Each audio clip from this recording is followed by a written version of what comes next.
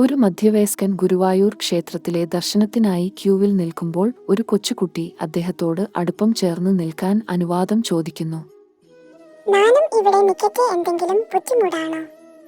അദ്ദേഹം അതിനെ മൈൻഡ് ചെയ്യാതെ സാധാരണക്കാരനായി തുടരുന്നു. കുറച്ചു നേരം കഴിഞ്ഞപ്പോൾ കുട്ടി അദ്ദേഹത്തിന്റെ ശ്രദ്ധ വീണ്ടും ക്ഷണിച്ചു പുറകിൽ നിന്നും പറയുന്നു, ഞാൻ കൂടെ ഉണ്ട് കേട്ടോ, ഭയക്കണ്ട, ധൈര്യമായി പോവുക. അദ്ദേഹം അപ്പോഴും ശ്രദ്ധിച്ചില്ല. ദർശനം കഴിഞ്ഞ് തിരിച്ചു പോകുന്നതിനിടയിൽ ചായ കുടിക്കാൻ അദ്ദേഹം ക്ഷേത്രത്തിന് സമീപത്തെ ഒരു കടയിൽ കയറി. അവിടെ ഒരു മുത്തച്ഛി ഇരിക്കുന്നുണ്ട്. തൊട്ടടുത്ത ടേബിളിൽ മുത്തച്ഛിയുടെ കൂടെ നിൽക്കുന്നു അതേ കുട്ടി.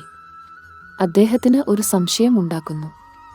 കുട്ടി പറഞ്ഞു പോകുന്നു, മുത്തച്ഛി, മുത്തച്ഛി, അയാൾ എന്നെ നോക്കുന്നു, ഞാൻ വരാം. എന്നിട്ട് പെട്ടെന്ന് ആ കുട്ടി അവിടെ നിന്ന് ക്ഷേത്രത്തിൽ നടക്കുന്ന സ്ഥലം ലക്ഷ്യമാക്കി ഓടി. ആശ്ചര്യപ്പെട്ട് മധ്യവയസ്കൻ മുത്തച്ഛിയോട് ചോദിക്കുന്നു, ഇവിടെ നിന്ന കുട്ടി ആരാണ്? മുത്തച്ഛി അമ്പരച്ചു മറുപടി പറയുന്നു, അവിടെയോ? ഏത് കുട്ടി? മുത്തച്ഛി യാതൊരു കുട്ടിയെയും കണ്ടില്ലെന്ന് ഉറപ്പിക്കുന്നു. അപ്പോൾ തന്നെ കണ്ണുകൾ നിറഞ്ഞു. ഗുരുവായൂരപ്പനല്ലാതെ മറ്റാരും അല്ല എന്ന് ഉറപ്പിച്ച അദ്ദേഹം മുത്തച്ഛിയും ക്ഷേത്രത്തിൽ പോയി ഭക്തിയോടെ പ്രാർത്ഥിച്ചു. കണ്ണീരോടെ തന്റെ അനുഭവം ഗുരുവായൂരപ്പന്റെ തുണയെന്ന് ബോധിച്ചു. ഇന്നും അദ്ദേഹം മുടങ്ങാതെ ക്ഷേത്ര ദർശനം നടത്തുന്നു.